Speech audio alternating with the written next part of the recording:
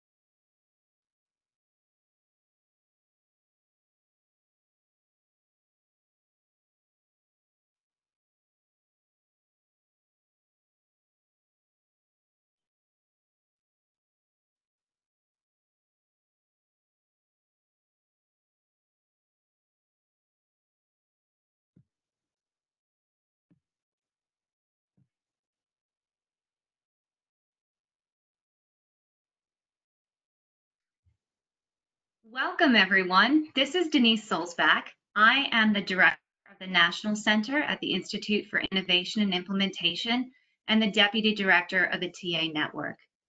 Thank you so much for joining today's Managing Now for a Better Tomorrow conversation. We will be tweeting throughout this discussion. If you would like to join us, please use the hashtags BetterTomorrow and TA Network Talks. TA Network Talks. Sometimes my Boston accent sneaks up on me there. And tag us at the Institute, UMSSW, and Youth Move. We do hope this conversation finds you safe and well today. We recognize this is a challenging time for all of us in children's services across the country, most especially for the families and young adults we serve. We have created these conversations to create peer-to-peer opportunities for you to talk with the presenters as well as one another. We encourage you to use the chat box and share your thoughts and resources as well as questions for the presenters. And we love seeing everyone introduce yourselves in the chat box. You're obviously very good at this, so please keep it up. When you do use the chat box, please select all participants. This will allow everyone, including the panelists, to see what you're sharing. In follow-up to today's conversation, we'll be sending everyone who registered a link to today's recording, as well as a link to all of the resources and insights shared in the chat box. So please share away and we'll make sure we get copies out to everybody. And this is very much a conversation that we'll be having today. We are not going to be using a PowerPoint during the discussion, and you will be seeing the presenters joining us from their homes, at least most of them. We are having technical difficulties with at least one of our panelists joining by video and another one couldn't see others. So we also recognize that you may also have technology issues during today's conversation. If we lose you, please log back in. If you lose us, stay with us. We have a team ready to troubleshoot. And if you're having technology issues, you heard Sarah in the introduction, she's there to support you. Just message her as our host. Reach out to Sarah for technical assistance support, and she's there for you. As you said, this is truly a series about managing now for a better tomorrow. Together, we are stronger in creating forward-looking solutions to meet the challenges of today while building a brighter tomorrow. Conversation series. This, I believe, is our 14th one that we've had in this series. So far, we've had 2 on crisis communications. We had a discussion about in-home behavioral health supports. We had 2 conversations on supporting families. We had 1 on residential interventions, as well as 1 on rural health. We had 2 discussions on infant and early childhood mental health, 1 on mobile response and stabilization. 2 discussions based on school mental health approaches, 1 focusing on students and families, and the other one focusing on educators and administrators. And we also had a conversation on housing and homelessness. We are working on conversations now, dates to be announced shortly on behavioral health equity, as well as LGBTQ youth. Whoop. To sign up for conversations coming up in the series, as well as to obtain copies of both the recordings as well as the resources shared, please go to our website, theinstitute.edu/COVID-19, and you'll find all of the resources there. We'll also be posting resources that are available on that website throughout today's discussion in the chat box. And as you know, you're here to talk about and have a conversation about youth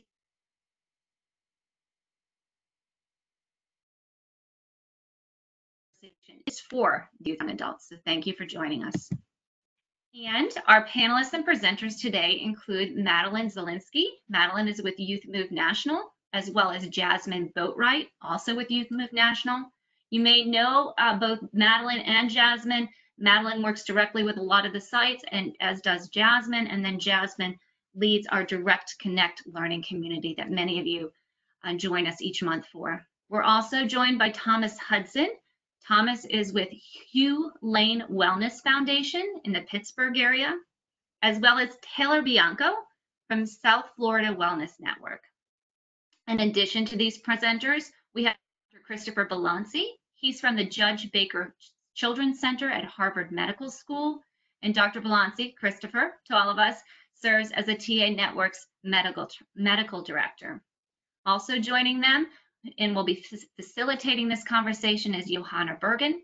Johanna is the Executive Director of Youth Move National, and she's joined with Gwen White, who is with us at the Institute for Innovation and Implementation at the University of Maryland School of Social Work.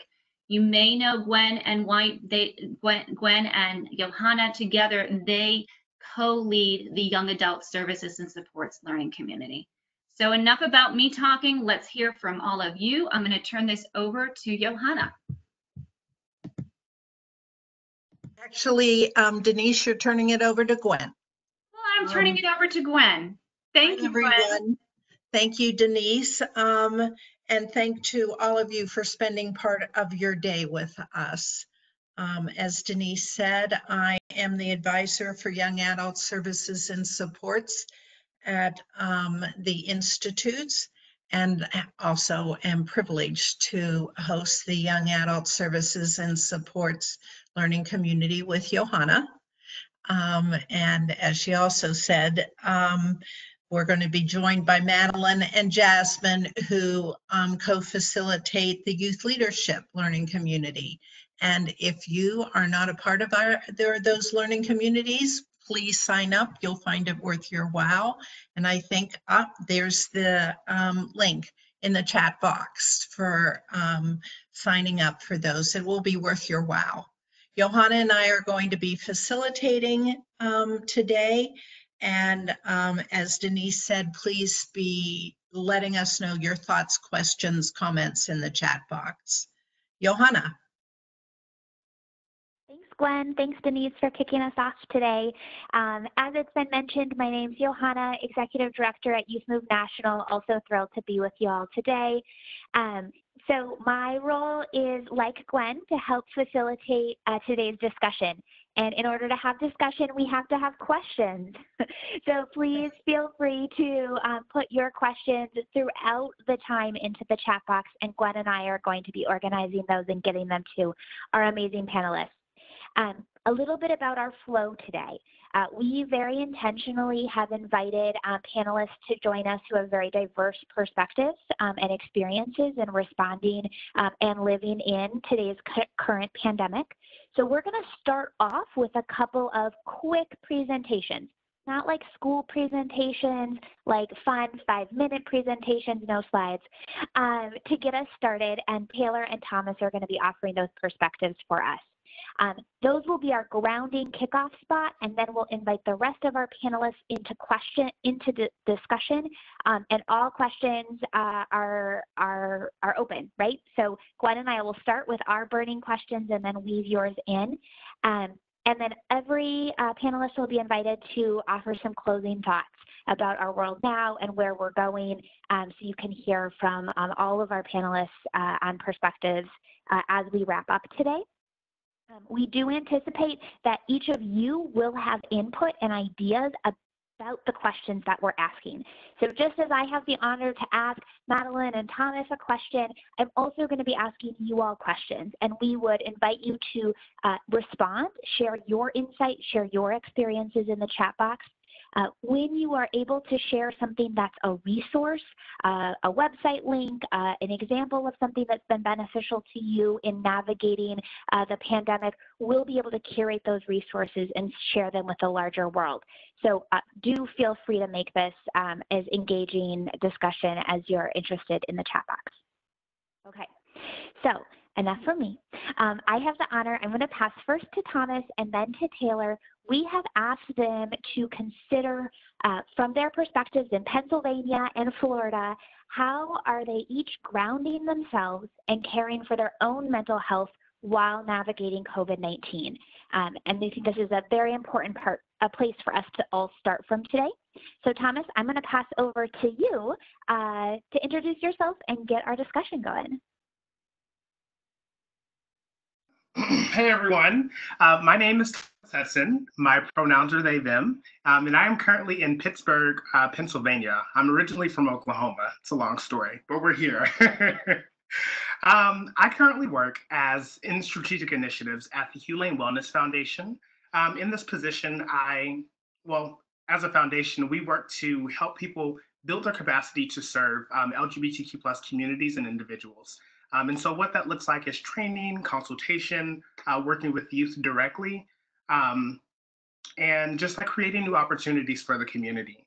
Identities that are important to me that I identify with are Black, non-binary. I identify as a storyteller, an activist, and an organizer. So I'm very excited to be here today, here being in my home, but with you all virtually. And so some things that a little bit about COVID for me in Pennsylvania. As I shared, I work at a nonprofit, which means right now I'm technically an essential worker. We have really switched our service, not really switched, but added um, services to really address the need of the community. What that's looked like is grocery delivery, prepared meals from different nonprofits being delivered, as well as we have a pet pantry now, and just a lot of different services that will be really helpful to people to help relieve that need um, in the future, if you will. So one of the things that I've been really doing to ground myself and care for myself and care for my mental health is reminding myself that I'm a part of this community that we are serving as a collective. I too am experiencing a pandemic. And while I am in a position of privilege, if you will, to still have stable employment, not have to, have fears about food insecurity and so on, I do have to also acknowledge that, like, realistically trying to work a 40-hour week remotely and stay as productive as I was before while experiencing this is just unrealistic. In the beginning, it was very hard to like read my emails because I was just trying to do so much. I'd wake up at 7 o'clock and be ready to answer every email and fix every problem. And by 8, I was like, I don't know what's going on. I'm so tired. So really just like giving myself time to breathe and understand like it's okay. The work can wait. To a certain extent, we all have deadlines. Another thing that I've been really doing to ground myself is staying with my therapist. I've kept my weekly appointments. I work with an art therapist. And so a part of that is creating different pieces each week about different things that we're working on. And that's been really helpful to me because it has helped me not only remind myself that I'm committed to um, continuing my healing while experiencing this, but it's also helpful to me because I'm challenged to do new things and like learn to draw new things and so on. So it's just a great opportunity to reconnect with things that I usually don't make time for. I wouldn't say don't have time for. And lastly, creating a schedule has really been helpful. By creating the schedule, I mean like these certain hours are my work hours. And I'm going to take a break at this time. And I'm going to do something fun at this time, whether it's lay in the bed or it's actually like, watching a YouTube video. I make sure that I find time within the day to find my joy. I think it's really important for everyone really to remember that as we progress through these times, our emotions may fluctuate. We may feel overwhelmed by things that we read in the news, feel overwhelmed by experiences that we share with other people. And the only way, well, not the only way, but one really helpful way of mediating that, forgot what I was saying. One really helpful way of mediating that is just finding the joy, reminding yourself of times that you were happy, experiences that made you happy, and people that make you happy. And remembering all the ways that we still have to stay connected and stay engaged. I'll throw it to Taylor.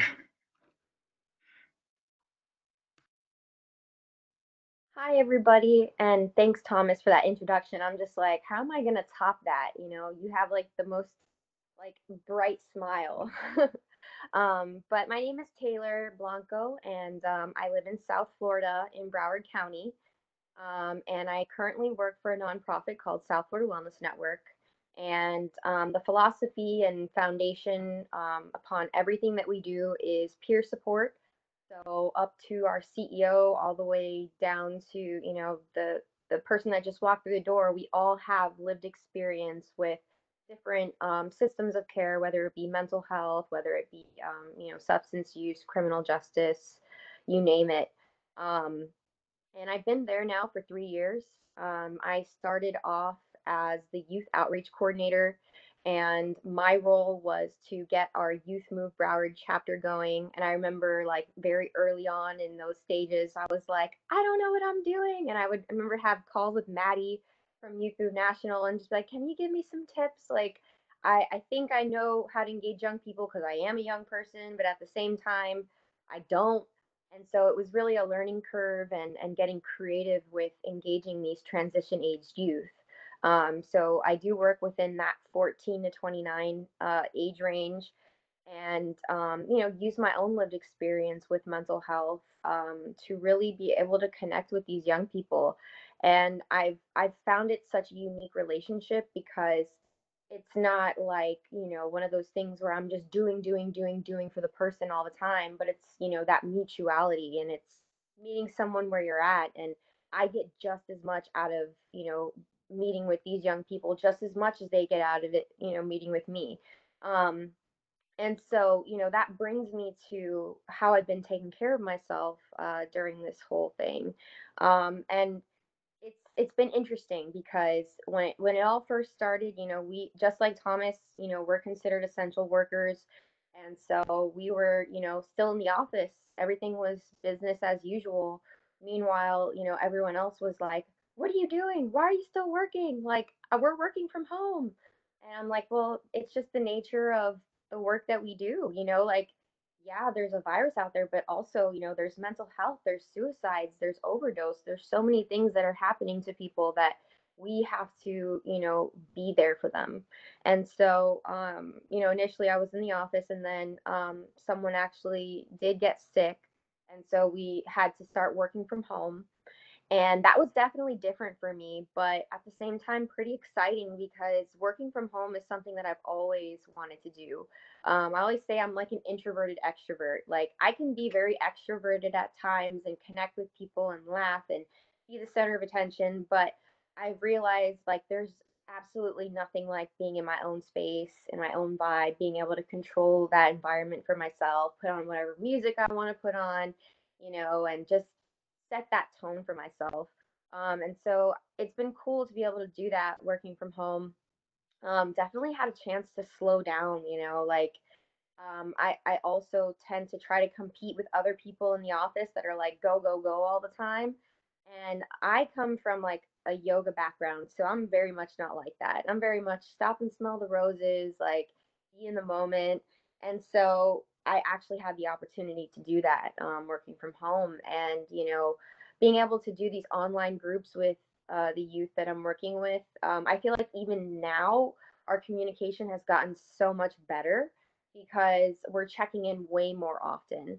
I think I used to be really bad with texting at one point, and this has really challenged me to like get on point with that. And now it's like every day we're back and forth, sharing things with each other, and it's been really cool to connect in a different way. And I think it's also challenged me as well because I can be very critical of myself on camera. I'm sure many people feel that way too. And so this kind of pushed me past that fear of mine that I had, being critical of myself and just, adapting to this new way of communicating with each other. Very much like Thomas, I also had to literally go into my work calendar and schedule out everything that I was doing, even my breaks, my lunch, because, when I'm in the office, it's kind of like, oh, whenever I get the chance, I'll go eat something. But I had to actually create that structure for myself. And at first, I was very afraid to even leave the computer or leave the phone. I'm like, oh my gosh, someone's going to call me and they're going to think I'm not working or something. I have to answer at all times. And then I realized, I'm like, you know what? Is that even realistic? Like, there's times that I'm in the office and I miss a call, and it's okay. And I had to talk myself through that because a lot of my mental health deals with anxiety. And, I start overthinking things and thinking I'm not doing enough. And I realized how harmful that can be to myself. And so, taking those breaks, taking my lunch break even to have like a quick yoga session or a stretch session or even like a quick walk around my neighborhood, I've really been enjoying being able to have that time to connect to the outdoors. And also, I work like 45 minutes away from where I live.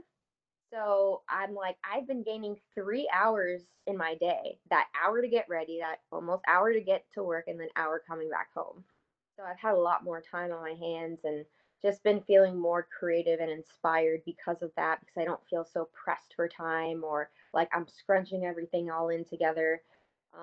So yeah, that's kind of where I'm at, just taking things day by day. And, I love what Thomas said about the emotions, because I can be an emotional roller coaster, but I kind of just write it out. I'm just like, okay, this is what I'm feeling right now, and it's gonna pass, and that's all right.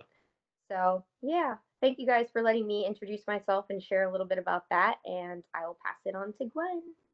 Thank you, Taylor and Thomas, for I appreciate your willingness to share your thoughts and a little bit about yourself. So that's always appreciated.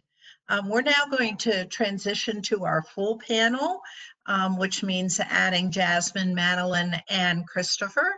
And we're going to do this by having them introduce themselves. We've been asked, both when you're in the chat box and as you introduce yourselves, to please identify your preferred pronouns. And you guys can decide who goes first. Hi, I'm Jasmine Boatwright, calling from Detroit, Michigan. I'm with Youth Move National. My preferred pronouns are she and her. I am the youth programs coordinator with Youth Move National, and previous to my experience with Youth Move National, I worked here in Wayne County, supporting youth engagement throughout our system of care. Thanks, Jasmine. Can you hear me okay? Okay, awesome. So my name is Madeline Zelinsky. I use she and they pronouns. I'm calling from Indianapolis, Indiana. Like Jasmine said, I am part of the Youth Move National team. I work in member services. So we work a lot with chapter members, bringing on new chapters and things like that. Before joining Youth Move, I worked as the Indiana State Coordinator for Youth Move Indiana, which is a system of care community, and have kind of, got my start in advocacy in the LGBTQ community. And I'm really excited to be here today and to be part of the Youth Move National team and to be working with Taylor. Taylor and I have done a lot of work together. She started right around the time that I started here. So it's going to be awesome. Thanks for having me here. And I'm Christopher Balanci. I'm a child and adolescent psychiatrist in Boston, Massachusetts, where I'm the chief medical officer of Judge Baker Children's Center. And I serve as the medical director of the Technical Assistance Network that is in support of this initiative. I use he, him, his pronouns, and really happy to be a part of this discussion. Looking forward to it.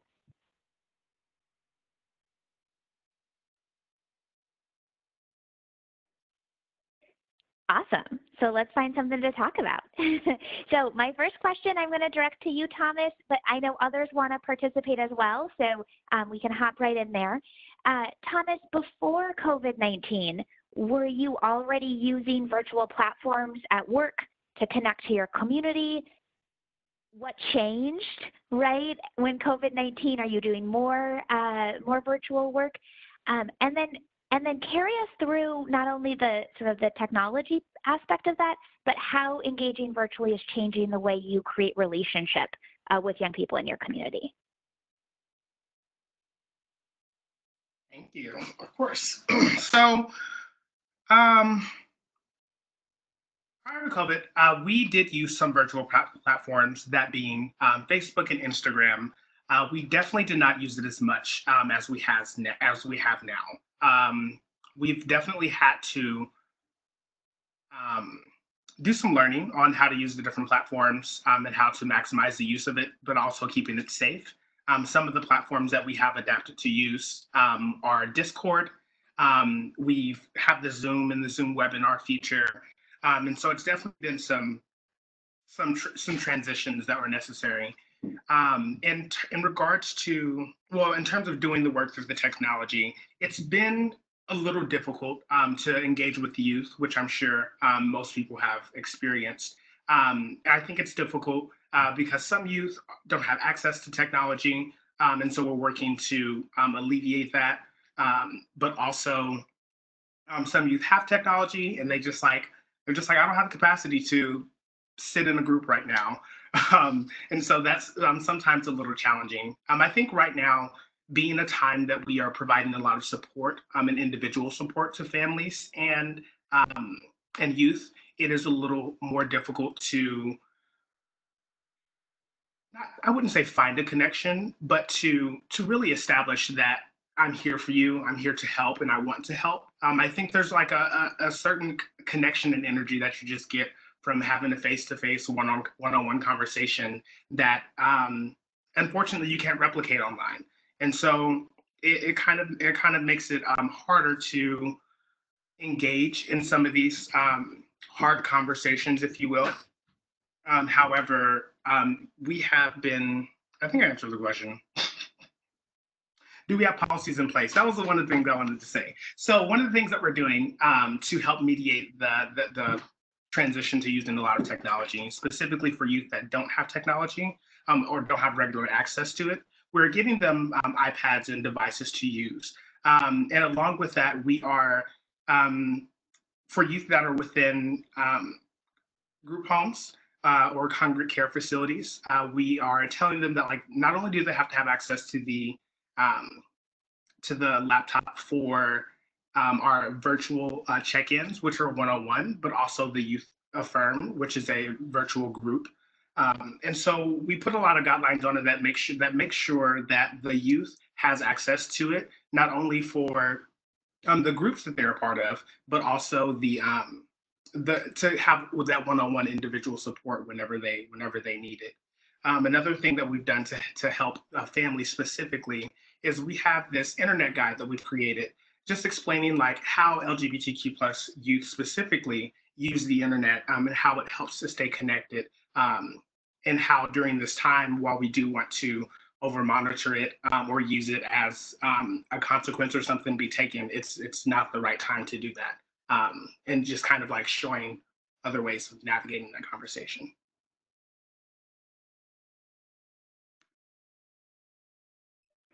Thanks, Thomas. I wonder if others want to weigh in, Jasmine or Taylor, on how this engaging virtually with young people has changed the way you establish relationships. I definitely think it made it a little more challenging for me, as I am a person that loves feeding off of that face-to-face energy, much like Thomas. And I kind of stray away from text messaging or utilizing social media as much. But I definitely think it was a bit of a learning curve, but I definitely see that there is some benefit to engaging young people virtually. I think it did, the things that were beneficial was definitely helping to remove some of the barriers as it relates to transportation.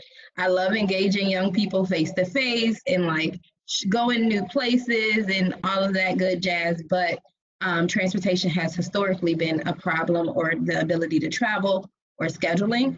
So I think now that we're engaging young people more virtually, it definitely gave young people a little bit more flexibility with being able to schedule certain meetings or actually attend certain things that we're doing. And I would even add to that, like, I feel like because we at Youth Move National use virtual connection all the time, it's made it almost a little bit easier for me to connect with some people because they're being forced to use the platforms that we usually use. Whereas like in Indiana, I would just usually just meet someone for coffee, or call them on their cell phone, So I do appreciate that now everyone knows how to use Zoom. And I can, sorry. Do we No, have time please. to We're all going to answer? answer this one. Yeah. Okay. So I've noticed as well, like I saw someone put in the chat that some young people have a really hard time connecting over the phone, and I can definitely say that I've had that challenge as well.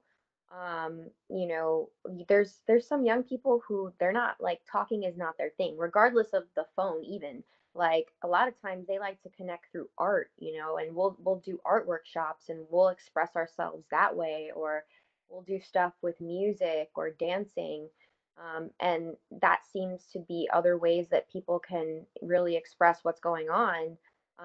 And now it's like they're being kind of forced in one way to communicate and express themselves, and it's really hard, especially when we're being asked like, hey, we need you to be having at least like 30-minute sessions with these people, and it's like pulling out teeth trying to get them to stay on the phone.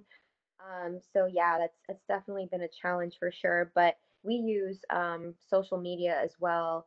We use like text message blasts. It's called Remind 101. So every night I'm sending out the groups to all the youth. I'm sending stuff out on Instagram, and just doing what I can so that they know that there's support available to them, and they have choices and options as to whether they want to take advantage of it, or maybe they need a break that night. Yeah, thank you, Taylor. So, Christopher, I'm coming to you in 1 second.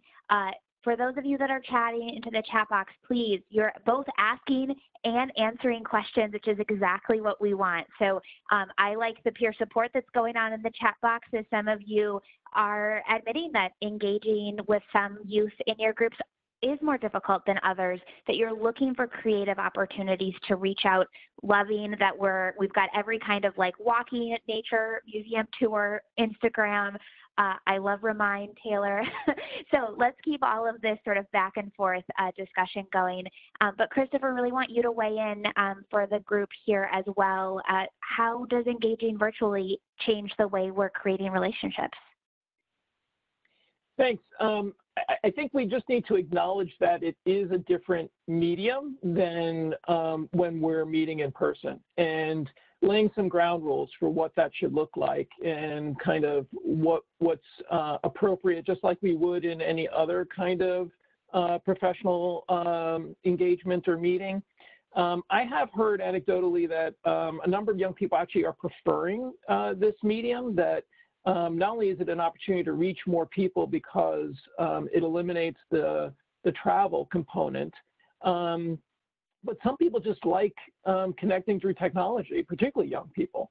And there are some young people who may be a little socially anxious, where this feels actually a little bit more comfortable because there's a little bit more of a technological distance, if you will. And I think it does require, if we're going to be thinking about doing it as a group intervention, being a little bit more structured than we might otherwise, because I think the flow of the conversation, it can be clunky. We talk over each other, or somebody's audio gets garbled, or their video gets, we start seeing spinning wheels, all of that. I think we just also have to, forgive each other and the technology and the glitches that inevitably occur. I'm hearing a lot about how tired people are. And there's actually a study that says using these video conferencing platforms are actually pretty exhausting, because the mind is constantly having to fill in when there are these lags, or there are glitches in the audio, or some of that. The mind actually fills in the missing blanks, and it's just exhausting. So I think going back to the self-care piece, I think validating how you're feeling and recognizing this, I think the best way I've heard of thinking about what we're all going through in a shared way is a grief process. And I think initially there was a lot of denial, and some people are still practicing denial, and other questions have come up about how do you respond to young people who are not practicing social distancing, even in areas where that's still the expectation.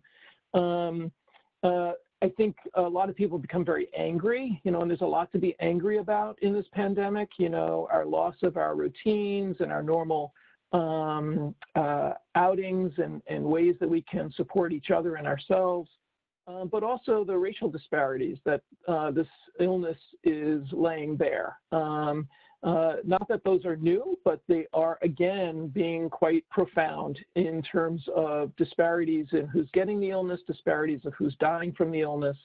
And so there's a lot to be angry about.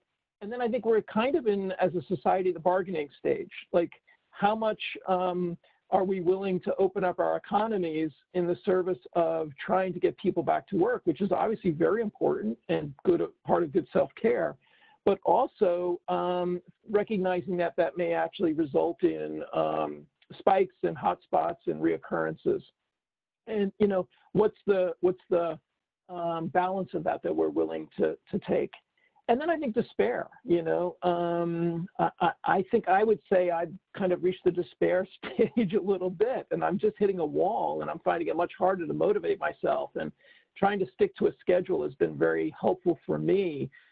Getting out of, you know, my pajamas or whatever I'm sleeping in, and dressing for the day, and showering and shaving, and then also having the end of the day ritual where I get to kind of get into my more relaxed clothes and visit with my husband and talk about what our days were like, and try to create as much normalcy in the absence of those kinds of structured routines. I find to be really helpful. And then getting to a place of acceptance ultimately. So I'll stop there. Thank you all, because this is very helpful of that. We're all having to adjust to virtual work and virtual relationships. Many people in the chat box are mentioning some of the issues around safety and privacy. And so we will get to those, but that's sort of been a theme there. I'm curious for the panel on as you're making these adjustments to virtual relationships and work time, how you're creating space for your own personal wellness within the work. I think Maddie, you wanted to talk to that, and Thomas?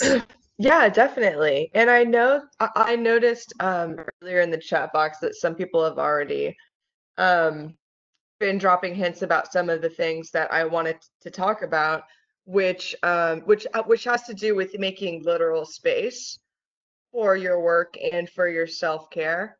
So luckily I just moved into a new apartment, so I have a new space, and I'm feeling, you know, very blessed about that. And I'm able to have a space where I do my work.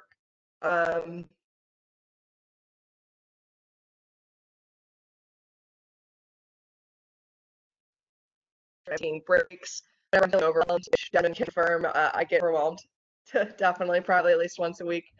And then, but also to be very intentional about taking the space to step out of that and say, this is not my workspace. You know, after 6 o'clock, I'm not checking my emails anymore, even though I really want to know if so-and-so responded about that thing. You know, I have to make sure that I am checking out.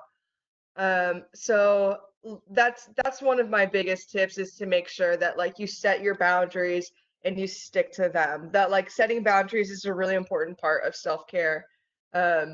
And it's one of the more challenging ones, I know, for myself and for people who view themselves as helpers or as nurturers, which a lot of people in this field are, that you remember that, you know, you have to fill your own cup first, and then, you know, share the overflow. So we can't be good workers to the community if we're not feeling good about ourselves. So I have been going around and finding some of my old half-started projects and finishing them. That's been feeling really good. I've sewn some buttons on some things, you know, organized my photographs. Luckily, I have a lot of boxes to pack still here at the new place, but that's been something that's been making me feel really good, is going and picking up things that I've started and starting a new project and finishing those old crafts. So that's been my personal way that I've been taking self-care, in addition to, you know, making sure that I'm exercising those boundaries, making sure that I'm stepping away from work when I need to, so that when I'm coming to work, I can participate fully. Thomas, I think, oh, go for it. Yes, I would say literally all that. I was going to say setting boundaries. Some of the things that I've been doing to set boundaries is definitely being mindful of like how attentive I am to my email. What that looks like for me is I deleted Gmail off of my phone completely, and I only log in through my computer. I also deleted the Facebook app as well as Messenger, and I only log in through my computer. And doing that has really helped me not feel obligated to respond when I see a notification, not feel obligated to check it, not feel obligated to be available 24/7. Because realistically, I'm not available 24/7. And so like I need to be mindful like of that's contributing to like me being overwhelmed. Another thing that I'm doing to create space, create space for my wellness is definitely investing in things that I want to continue long term. In the beginning, I mentioned that I'm a storyteller. And so what that looks like for me is I believe that stories have power, and I love to use stories to create change. I love telling stories that aren't always represented, meaning that I love to center intersectionality and lived expertise, and really having people speak from a place of resilience and whatever that looks like for them. And so during this time, I've been investing in myself, meaning investing in like smaller projects that are going to contribute to like long-term storytelling, as well as, buying new books, doing some reading. And I realized that like, again, like contributing to my wellness for me is buying things that I need to do long-term. But that doesn't look the same for everybody. And so I think like the real conversation about creating space for your wellness is is asking yourself, what is wellness for you? And how can you make that attainable during that time? And maybe that's something that we can ask the youth that we're working with directly to help them. Maybe this is a way of engaging, but also more importantly for ourselves, if we want to create space for ourselves, we have to ask ourselves, what does that space look like? Is it a bubble bath? Is it a new canvas? Is it a new bath bomb? Or is it just a new Bath and Body candle? Whatever that may be, you have to find it. Jasmine. And Thomas and Madeline, I completely agree with both of with things that both of you have said. I think we could theme this whole conversation around making the time to have and practice self-care. I know I am a childcare care provider for 2 adults with disabilities, as well as I work for Youth Move National full-time. And so before COVID-19, I was just kind of moving through, right? Getting things checked off my checklist. But now that we are doing more things home and, I'm a little more restricted. I think before I was able to still break away and go to the movies or go bowling to kind of practice that self-care. Now that I'm not able to do that, I am definitely thinking about things as though you're moving into a new office. Like if you're moving into a new office, what will make you comfortable in order to do your work, in order to stay productive? So I've been thinking of things through that lens and going, okay, now that I'm in a new environment, a new situation, let me have things that help me adjust. So one of the things I saw someone put in the chat box that they are addicted to Amazon, me too. And one of the things that I've been doing is like thinking of what could really help me with my self-care. So definitely making sure I carve out time to do like the bubble baths and my art projects. But even during my day-to-day, I'm doing things like I brought a portable desk that I can go outside and my backyard and do some work, now that the weather is nice, and instead of being stuck in the house feeling confined, I'm gonna go outside and make nature work for me. So if I'm not on a call or a webinar, I'll have that time to kind of go out, enjoy nature, watch my dogs, play, and then, relax and get some work done, which makes it feel a little less like I'm confined. Awesome. Y'all, every time you just drop truth bombs in the room and the chat box is going, yeah. So keep it coming. I want to circle to a question. We've been asked it by several different participants, Matt and Caitlin and Mariah, hearing your questions earlier. Tell us, the question is, how are you engaging youth in virtual group, right? But let's push that question a little bit further. What's the most innovative thing that you've tried? Or what's the thing that surprised you that you've tried when you're engaging young people virtually and it worked, right? I think the audience is really hungry for ideas. I would say developing partnerships. I know I'm working with Greg DeHary with Magellan and My Life. And so Youth Move National and My Life have kind of partnered to do these weekly virtual fun fests. And I wasn't quite sure what to expect. I told you guys, like, I am so more of the like one-on-one, face-to-face person. So it was like a fun virtual fun fest. Like, I don't know what to expect, but it was a really cool thing. It kind of incorporates everything you would have at a youth-friendly workshop virtually. So there's like poetry, there's art, there is inspirational speakers, there's topics being discussed, there's tools and techniques being shared on youth engagement and youth involvement. And this is something very new to me of having that type of event virtually. So I thought that was really cool and innovative.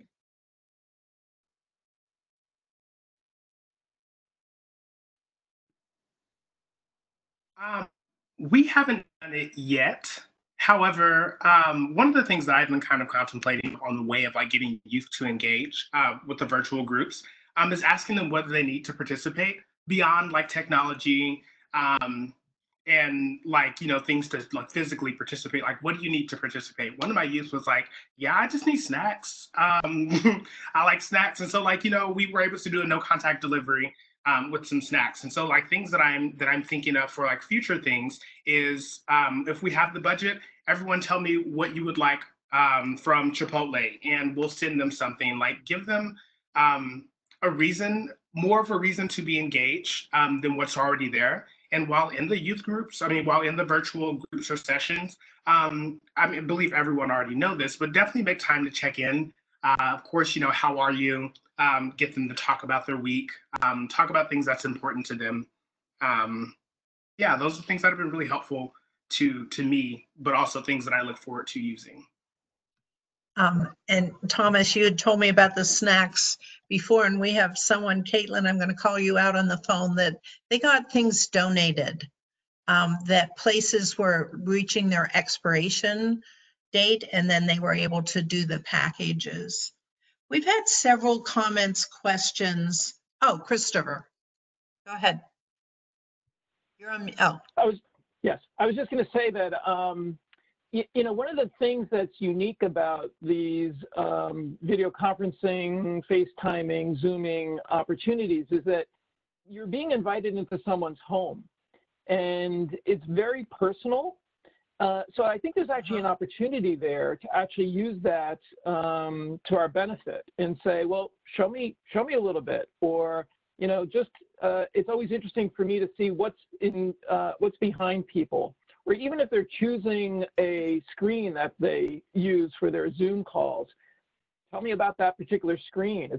It's another way of engaging, because it's a view into, you know, young people's lives. And I always find that to be fascinating, and it's a great way to begin a conversation through kind of a clunky media.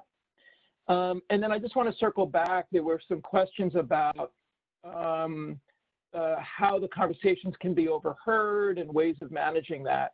And so what we've been doing is asking the young people to wear headphones. And so we can, you know, what they're saying can still be heard, but they can't, other people can't hear what we're saying to them.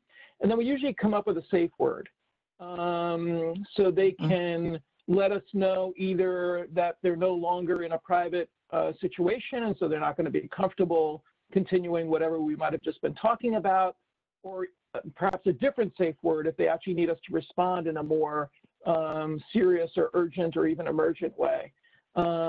Because one of the concerns, you know, that's happening right now is that calls to child abuse hotlines are down significantly, in many places as much as 50%. And so we're worried that that probably doesn't reflect what's actually happening for young people. In many cases, both in terms of domestic violence and in cases of child abuse, given the stressors that people are under right now and the need for home confinement, there's every expectation maybe that actually abuse numbers are going up. It's just the reporting that's gone down.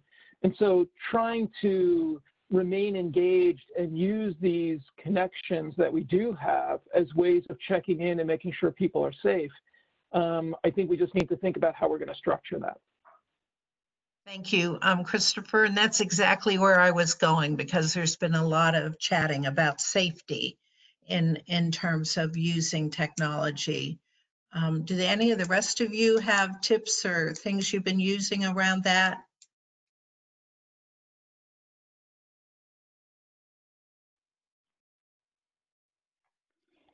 Johanna? One thing that I've been doing in one of my projects is really encouraging the Zoom backgrounds, like to make that normal practice. So instead of having a participant feel like they're the only one choosing a background to create privacy, incorporating that into icebreakers or bring your own background type thing. So normalizing the practices that some of us may be using around safety, so it's easy to opt in and participate to those things. And then also, like, some of us, those of you on the phone that work with me know that we're on webcam all the time. You know, sometimes it's 8 hours a day, and it's okay to turn it off. So also normalizing like phone-only participation as a way to indicate safety or lack thereof.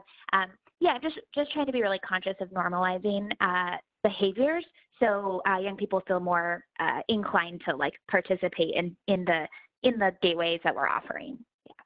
And I know some people that if one person does not want to be on camera, then they just have a blind Zoom call with, that's what you were saying, Johanna, but you look at a bunch of gray boxes if you've set it up, and you can start out your call asking if that's, even if the young adult has not told you. Thomas, we have someone who loves your cat and says, please bring the cat back. So that's good. Other thoughts? We have about 10 more minutes to have this free-flowing conversation. So.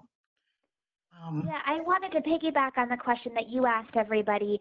We also have some folks that are sharing that sometimes there are youth who really don't want to engage virtually, right? And how do we, how are we creative around that? But also how do we feel okay about our efforts, right? We can try, we're all helpers here, right?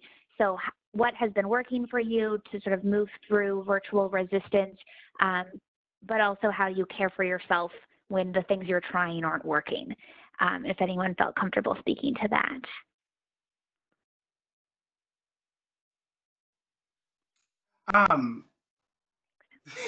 Y'all. So repeat the question again, please. Yeah, I mean, I think people are looking for strategies for young people. When young people say, nope, I don't want to do it on the phone. I don't want to meet with you via Zoom, but we need to meet virtually. How are you moving past that resistance is the first question. Yeah. So if you are having a conversation with them to get that no, then I would assume that you have a source of communication. It may not be the one that we want or the one that's most convenient for our own purpose, but understanding, just kind of like being understanding in this time that it's very much a reality that youth aren't going to want to be engaged virtually. One of the ways that we are navigating that, me specifically, is just checking in with youth when I'm able. What that looks like is, I'll check in with them on Monday. And when as I talk that time, I'm like, is it okay if I check in 2 weeks from now or a month? Like, which would make you feel most comfortable? So getting that confirmation from them on like, when is the best time during the day? What is the best way of doing so? And really giving them the power to decide what is the best way of doing so for them, and kind of going from there. And I feel like that, of course, that's really easy to say. And the reality of it is we're still going to have people who just don't want to engage. And sometimes that can definitely feel discouraging. We can feel like we're leaving them out, if you will. But I think it's just really important to remember that you're making the effort. overall, there are policies and security that is in place to help this child. And so reminding yourself of the things that are there to catch you if you fall, or catch them if they fall, or like not being able to connect with them in this moment and in this time won't be the end of the world, if you will. And so really being kind to yourself and just remembering that sometimes we're going to have to call them 30 times to maybe get a text back from a voicemail that I left. And yeah. And if you get exhausted, Thomas, and don't want to do the 31st time, be forgiving of yourself. That's You it. slipped right into that self-care there. That was great. And that was one of the things that I was going to mention is sometimes meeting young people where they're at, like Thomas discussed, is super helpful. So maybe trying to engage young people during their self-care practices, like maybe you have a young person that's walking. So maybe you could have that conversation while that young person is walking, which would also kind of help provide some safety for that young person. May also be a good technique. I like that, Jasmine. I have been doing that with a young adult, and we call it walk and talk. And then they are not, you don't have to see where they are, and no one's listening into the conversation. I love it. And Thomas makes cupcakes and talks with people. Yes, I do. I want to come to Thomas's talk.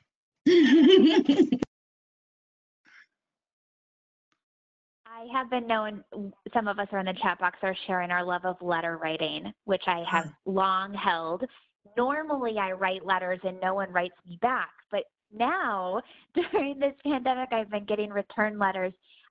One of my practices is to put the address, the stamped envelope with my address on it, already stamped with the card in the card that I'm sending, to remove barriers to have someone write me back. And I'm developing new chains of pen pals throughout sort of our peer community in the country. That's been really fun. I've heard other young adults be interested in this concept. I've actually started writing a neighbor friend of mine because we love to hang out, but we want to be responsible and not go see each other. But we are used to having these big, long, emotional conversations that now we can't have. So we've started writing each other letters, and it's been really fun.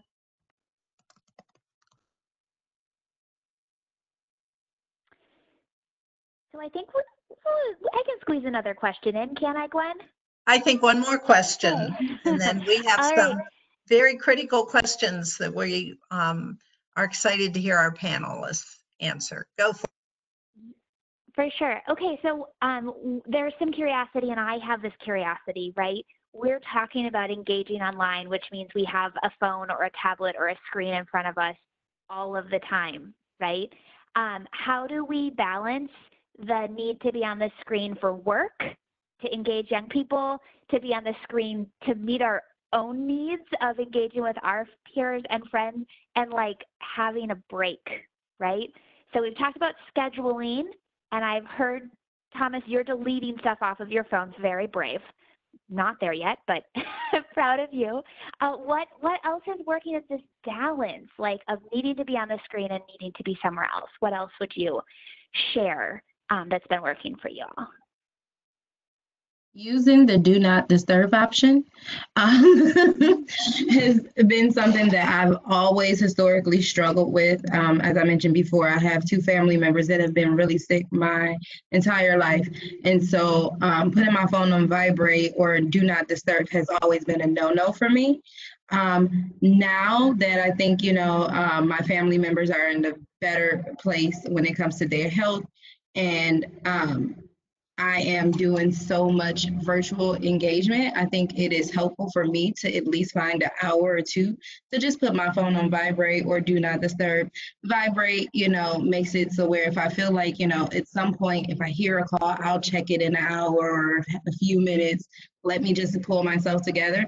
But I think if I hear my ringtone, I'm definitely going to reach for my phone and try to answer. If I hear my notifications going off, if I hear me getting an email, then I'm going to feel compelled to respond. So just like silencing some of those devices at some point during my day is helpful.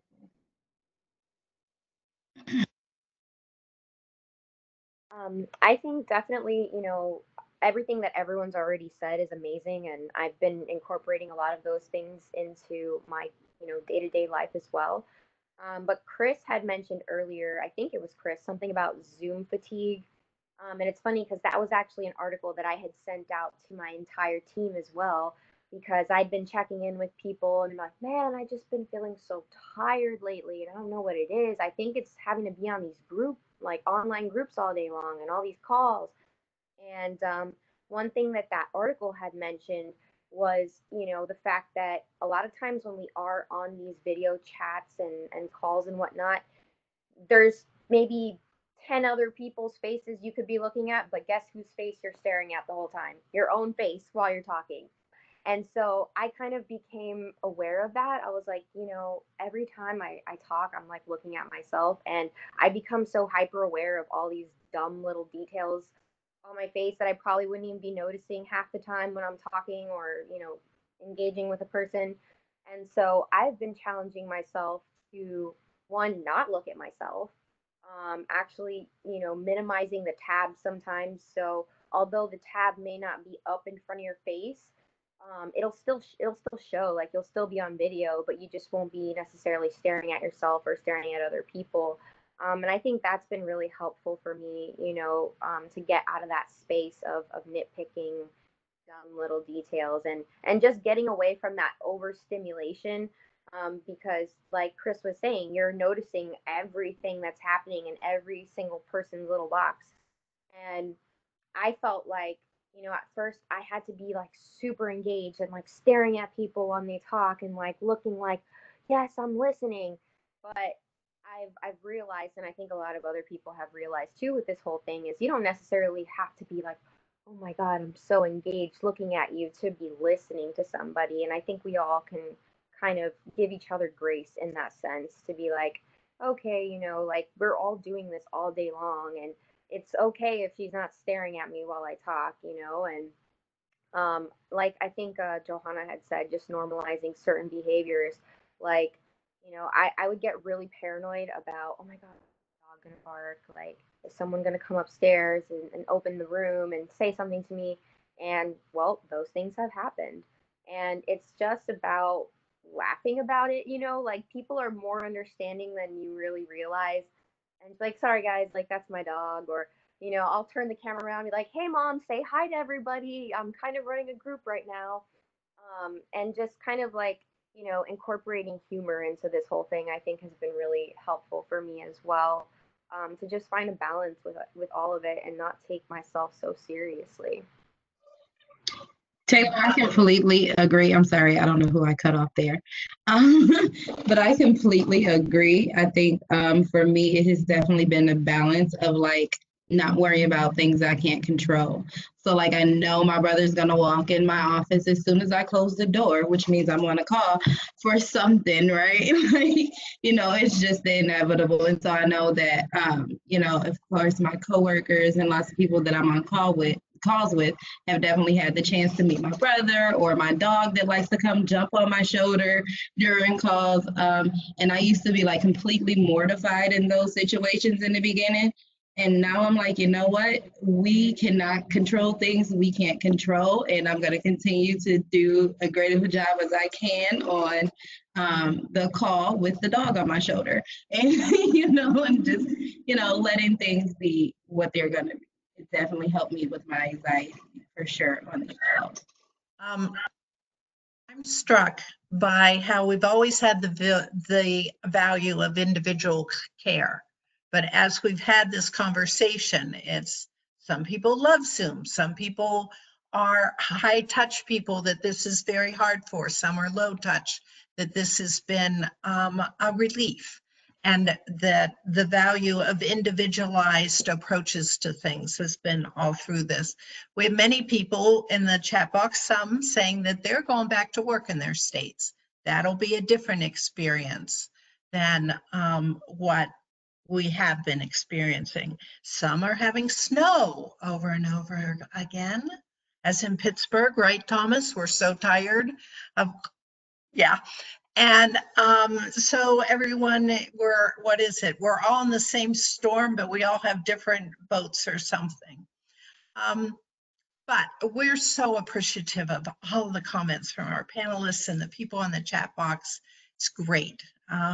We have two final questions, and Madeline and Jasmine, I think we have had such a great outpouring of resources in the chat box, and you will get these afterwards from the University of Maryland. But what are some of your trusted and easy sources for resources specific to young adults? Because I know, and Christopher would probably validate, along with Zoom fatigue, is the overwhelming number of resources that are constantly sent out.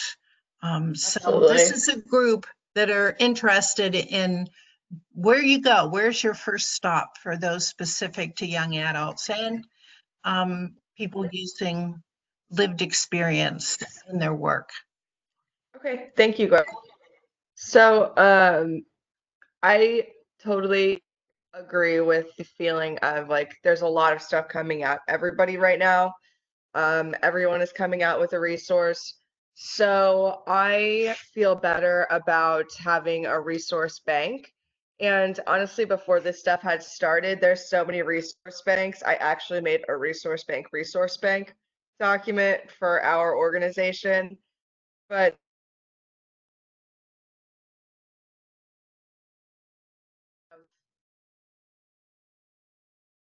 own resource document added to the chat box just now. And what I love this resource document because it's a living document. It can be added to, you can share it with anybody. They can add to it. It's being monitored, right, and moderated and things like that. So we're keeping up and editing it, but it's growing and changing all the time. So we're able to keep those resources kind of in one place and divide it up by section. There's things like museum tours, nature cams. There's even a, Spanish language resource documents, regional.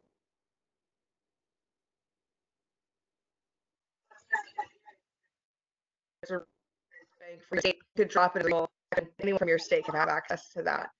So I definitely encourage everyone to check that out, to share it with everyone that you know so they can add their own things to it. The other resource bank that I think is really helpful is the Community Toolbox. And some of us may have already heard of this. It's something that I had used even back when I was working as a state coordinator. And it just is so expansive. It has everything that you could need to do community engagement. So that's also there in the chat box. Please feel free to check it out. Jasmine, do you have anything you want to add? I completely agree. My first stop is always that Youth Move National document, not just because it's our document, but because it really has resources for everything that you can possibly think of, from podcasts to trusting news sources. I think it's super helpful to have everything on one document. I also love any type of COVID specific grant opportunities. I know one grant that I recently heard of was the America Promise Alliance grant that is definitely providing up to $250 for young people to get engaged and do things that are, of course, socially safe, but, to give back to their community. So whether that's mask making or whatever it is, making small care packages of food or needed things for hygiene or whatever for individuals who may have some difficulties at the moment. I think grants that are supporting young people getting involved in safe ways are definitely great.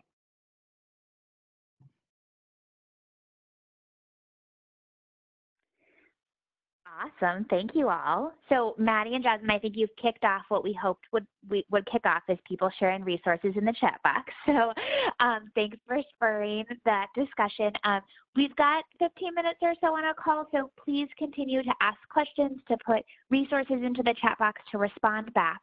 But we have asked everyone on the panel today to respond to a final question. We think it's important that everyone have an opportunity to share thoughts that haven't come up yet from the questions that we've asked, and to give everyone an opportunity to help us think about the future and where we're going, right? So our closeout question for the panel, before you hear us say thank you and talk a little bit about housekeeping, is to each of you as panelists. We didn't draw straws. I don't know who's going to go first. So in a minute now. Our final question is, if you had a magic wand, what would you change in this moment? Outside of the obvious, I definitely think with everything that's going on, it has caused some inconsistency with accessing services or supports or opportunities. And so I would love to see if we could have like a great Google document that had all of the resources, how to access resources or opportunities, and when it may be appropriate to access those services. Maybe not a document, but if everyone knew how to access services during this time, I think that would be my magic wand. Yeah, thanks, Jasmine. I would say if I had a magic wand right now, I would hope that now would be a time that we could do an overhaul of sort of like the infrastructure of the system. That, this is a time where, some systems are more overloaded, but some of them people have sort of stepped away, and we have a chance to really look at things and think about, how could we make major improvements, sort of the same way that a lot of like literal infrastructure is being worked on right now because there are not people using it. Maybe there's something similar that we can do with the systems.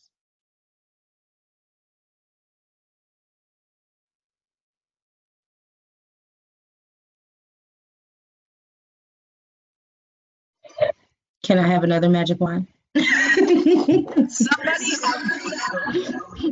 I have limited wands over here, y'all. And go ahead, Christopher.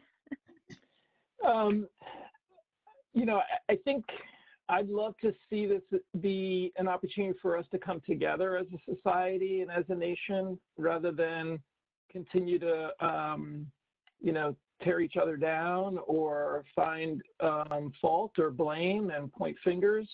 And the nice thing about, what I'm looking for is it's actually within our control. We don't even need a magic wand to make it happen.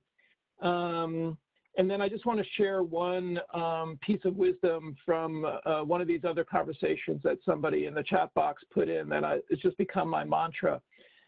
It's just for all of us to do our pandemic best, right? And in a short little phrase, do your pandemic best, is so much wisdom, right? Because it forgives and acknowledges that we are in an unprecedented time. I mean, unless you're 100 years old, you haven't been around for a pandemic before. And at least the last one in this country. And there are no rules, there's no scripts for how we should be behaving. And so the beauty of these kinds of conversations is that we can share how we're all coping and surviving. And I just think that's so important, to learn from each other, to exercise grace, like Taylor was suggesting, to forgive, because invariably we're going to get on each other's nerves or do things wrong. And, I think when you're doing your pandemic best, you're going to get some things wrong, and just kind of own that.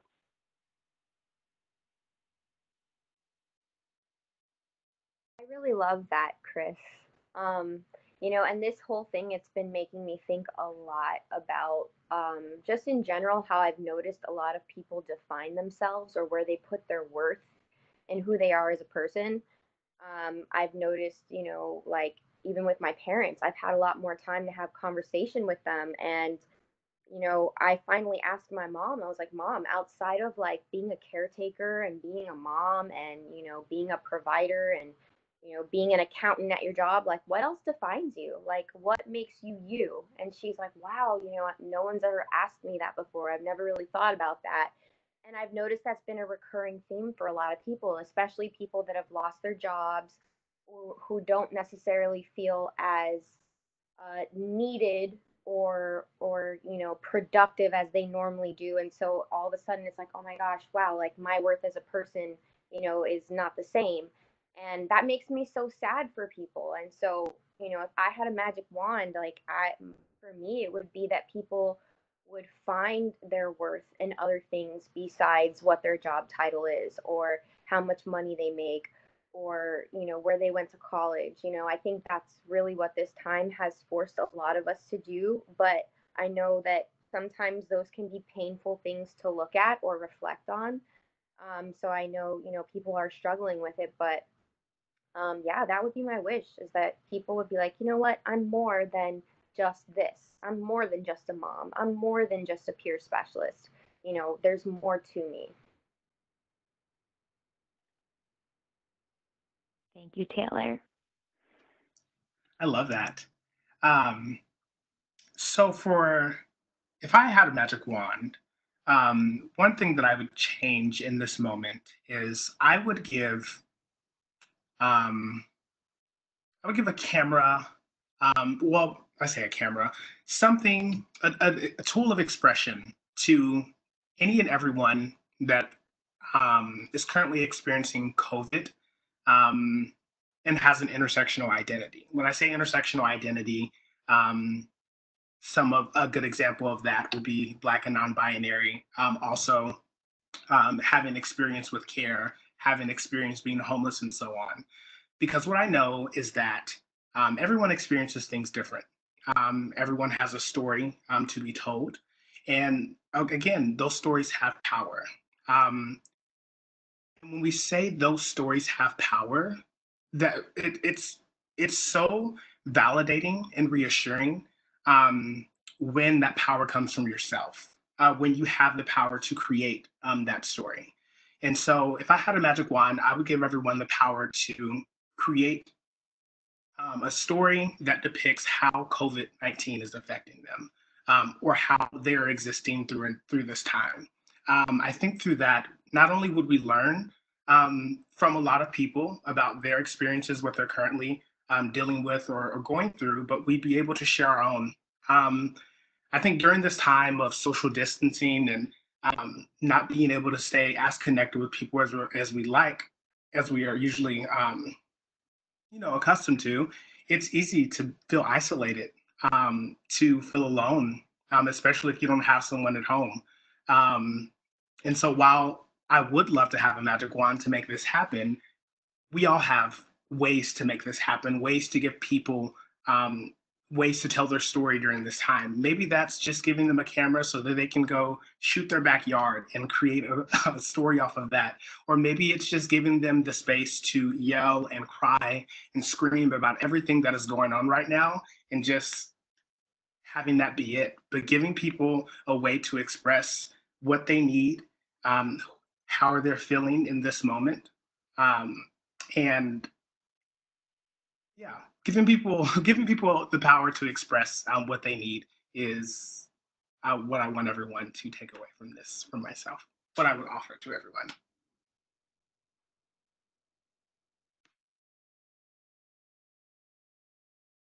Thank you, Thomas.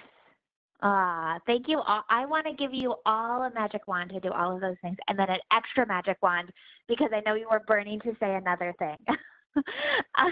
And Thomas, just a special thank you to you for kicking us off at the top of the hour, thinking about the power of storytelling and bringing us home and just leaving, at least me, although it looks like other people are sharing this as well, the reminder that our own individual stories are so powerful and need to be a part of the future change.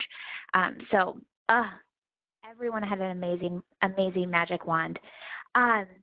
before I carry us to close out, Gwen, did you have a magic wand? Do you want a magic wand? My magic wand is to let all of those people who just spoke have their wishes. I can't top any of those conversations, but thank you for asking, Johanna. All right. Well, one of the things, so at Youth Move, we like these big questions, right? These magic wand questions, because they let us get out of the, but this is real life and we only have so much time, or we only have so much resources, and let us really dream about what we want to make the world like, right? And I think throughout today's conversation, and Gwen, you mentioned it earlier, there are things that are happening in this pandemic that are a silver lining, right? That we would like to continue and carry forth with us into our work. And then there are a whole lot of things we want to change, right? And we have to live with that dichotomy and create our own path forward based on our experiences. But you all spoke so eloquently to that sort of now and forever concept. This magic wand question is also one that we've been asking youth movers across the country to join us in taking what is normally an in-person community-based celebration of children's mental health awareness that we celebrate in May into a virtual online conversation. And so if you are inspired or feel positively challenged by these magic wand big questions, we're asking ourselves big visioning questions about what are we learning because of COVID-19? What do we want to change now that we know this? And what are we going to do about it in a visioning process? So for us, I think we've decided that Children's Mental Health Awareness Day and month can no longer be stuck in May, because this world and this year is epically confused about time. So we're going to celebrate all summer long. We invite anyone who wants to vision with us to join us in an online visioning process for Children's Mental Health Awareness Day. There are awesome organizations who are celebrating Awareness Day. Some of you have recognized faces from the other events that are happening. Whatever works for y'all to celebrate, we would invite you to join in bringing awareness to children, youth, and family and the importance of mental health. And just know that this magic wand question is the type of curiosity we want to take into that work. This conversation doesn't have to end today. The logistics are you're going to get a link to the recording in case you want to share it with a peer or a friend who wasn't able to be with us today. The resources, the specific things that we talked about will be shared with you as well. So if you wanted a hyperlink, don't worry, you'll get it. As we started at the top of the hour, Gwen, Maddie, Jasmine, and I all participate in supporting conversations on learning communities. We would love to have you continue this conversation with us during office hours, webinars, online at Ideas at the Institute. Some of you, I felt like in the last 10 minutes, started asking these really big, beautiful questions. And we have an opportunity to take some of those questions to our discussion boards there in our summer office hours series. So please consider joining those free learning communities with us. And then, what else do I have to do? And then I have to say thank you. So just a really big thank you on behalf of Youth Move, on behalf of the University of Maryland and the entire TA network. I just want to thank every single one of you for joining us today, for participating. A huge thank you to Christopher, Jasmine, Madeline, Taylor, and Thomas. Thank you for sharing your perspective, your wisdom, and being very fair and raw about the challenges the pandemic is facing for us, but also leaving us somehow inspired. I was worried that might not happen, but you all did that beautifully. So just thank you so much. And really, I think what today's conversation shows that by those of you joining us and those of you that spoke, together we have the potential and the opportunity to build a stronger future. So it is about more than managing now, it is about building that future together. And I'm really glad I'm in it with each one of you. Thanks for supporting young adults in your community. Thanks for being mental health rock stars. And please continue to remember to take care of yourselves while you're taking care of everyone else.